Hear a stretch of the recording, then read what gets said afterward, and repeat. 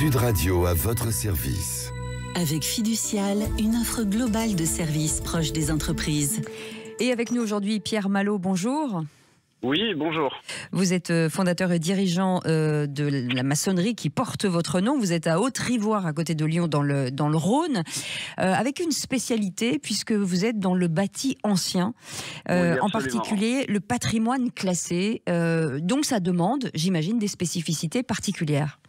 Alors tout à fait. Alors pour être plus explicite, on est spécialisé en bâti ancien, patrimoine classé et non classé. On intervient vraiment sur ces deux pôles avec une spécialité sur la maison paysanne, avec la particularité d'utiliser que des matériaux nobles et de préférence locaux. Alors c'est quoi la maison paysanne, par exemple? Alors la maison paysanne, c'est la maison qui était à l'origine destinée aux agriculteurs. Donc c'est celle qu'aujourd'hui on retrouve, surtout moi sur mon secteur, donc sur les monts du Lyonnais. C'est cette vieille maison pierre un peu authentique où on a des beaux matériaux, on a de la pierre apparente, on a du bois. Voilà, la maison paysanne, c'est ça. Ça veut dire que dès que vous rentrez un projet, il y a des autorisations précises délivrées par qui? C'est quoi? C'est le préfet de la région?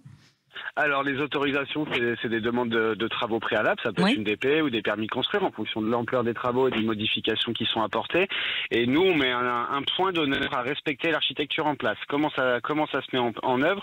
Disons que je vais être contacté par un client qui va me présenter un projet qu'il a déjà ou pas établi avec un architecte et je vais y mettre mon petit grain de sel. C'est-à-dire qu'il peut y avoir, je peux être en tout à fait accord avec l'architecte qui a réalisé le dossier parce que celui-ci avait la même fibre que nous.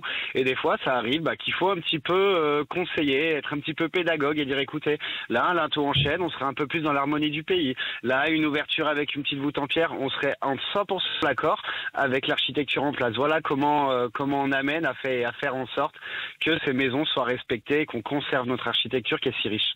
Ça veut dire que aussi le choix des matériaux est primordial, j'imagine que... Oui, tout à fait. Absolument. Quand vous intervenez sur un bâti ancien, donc c'est-à-dire que vous intervenez sur une maison qui est pierre pisée, vous intervenez sur des matériaux qui sont naturels. Donc ça veut dire que le choix des matériaux que vous allez mettre en œuvre est crucial. Il faut respecter ce que nous on appelle la prospérité des matériaux, donc c'est l'échange des vapeurs d'eau aussi, pour que ces maisons ne pourrissent pas, que vous n'ayez pas des moisissures qui apparaissent dans le temps.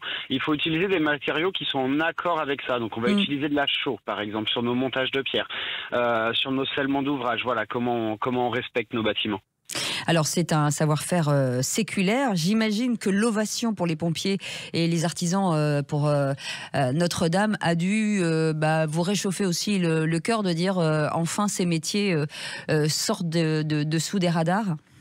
Oui. Disons que vous m'en parlez, j'en ai des frissons.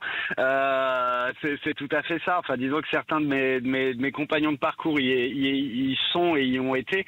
Donc j'ai eu des retours très très précis et hyper argumentés sur les travaux qui ont été réalisés.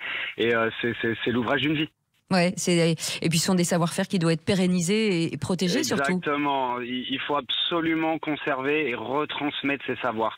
Que ce soit de manière écrite, de manière orale ou de manière manuelle, c'est primordial de pouvoir le retransmettre aux générations futures et aux personnes qui sont là, présentes et qui veulent une reconversion.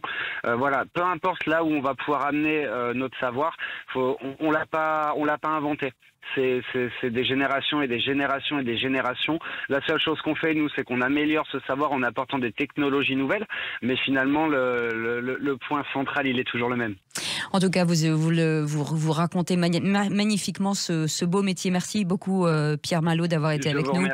Fondateur, dirigeant de cette belle maçonnerie à Haute-Rivoire, à côté de Lyon, qui vous porte votre nom. Merci beaucoup et très belle fête. Merci à vous. Sud Radio à votre service. Avec Fiducial, une offre globale de services proche des entreprises.